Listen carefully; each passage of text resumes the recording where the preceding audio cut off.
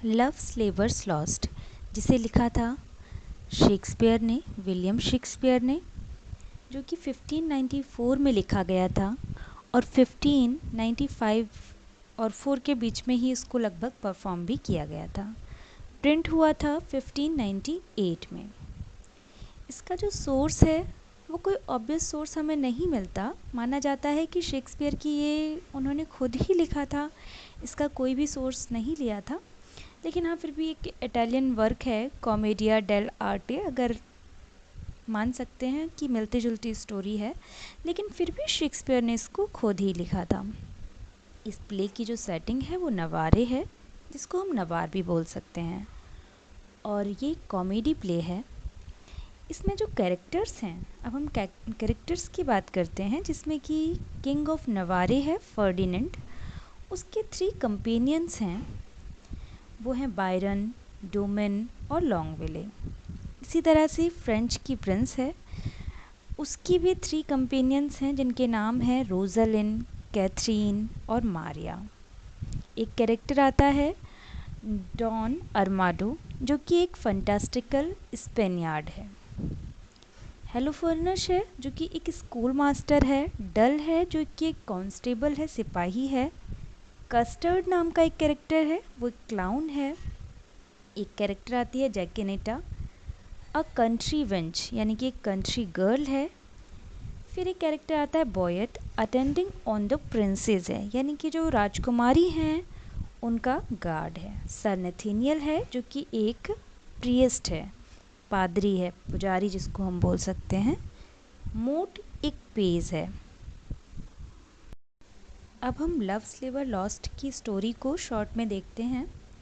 Noir का राजा Ferdinand और उसके 3 कंपेनियन बायरन, लॉन्गविले और डोमेन तीनों कसम खाते हैं कि वो 3 साल तक किसी से बात नहीं करेंगे, किसी महिला को देखेंगे नहीं और मिलेंगे भी नहीं। परंतु इसी बीच क्या होता है कि बायरन राजा को याद दिलाता है कि फर्डिनेंड को फ्रांस की राजकुमारी से मिलना है, जो कि ऑक्टेन को लौटाए जाने के लिए अपने पिता का संदेश लेकर आई है। राजकुमारी को दरबार में नहीं बुलाया जाता, बल्कि क्या किया जाता है कि उसे किसी मैदान में मिलने के लिए बोला जाता है, और राजा राजकुमारी से कहता है कि अगर हमारा रुपया वापस कर दिया जाए तो ऑक्टेन को वापस ले सकते हैं। पैसा वापस करने का प्रमाण पत्र लेने के लिए दूसरे दिन की डेट निश्चित की जाती है। जिस समय राजा राजकुमारी से बात करता है, उसी समय बायरन की बात रोज़ालिन से होती है। डोमन कैथरीन से बात करता है। लॉन्गविले मारिया के बारे में पूछताछ करता है, बात करता है। डॉन अर्माडो और कस्टर्ड जैकेनेटा के लिए फाइट करते हैं। फर्डिनेंड उसके तीनों लॉर्ड की शपथ टूट जाती है। बायरन प्रेम को स्टडी कहता है, प्रेम को ही सबसे उच्च कोटि का बताता है। फर्डिनेंड और उसके तीनों लॉर्ड भेस बदलकर राजकुमारी और उसकी कंपेनियन से मिलने जाते हैं।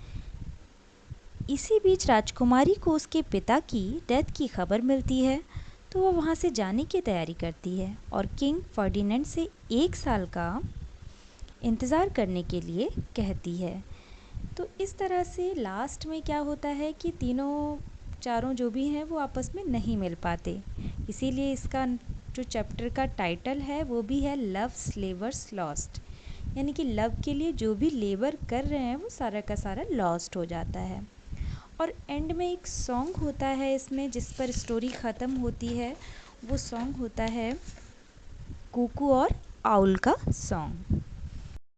कस्टर्ड, जो कि एक क्लाउन है, वो इस प्ले में लॉन्गेस्ट वर्ड बोलता है, जिसका मीनिंग होता है the state of being able achieve owner.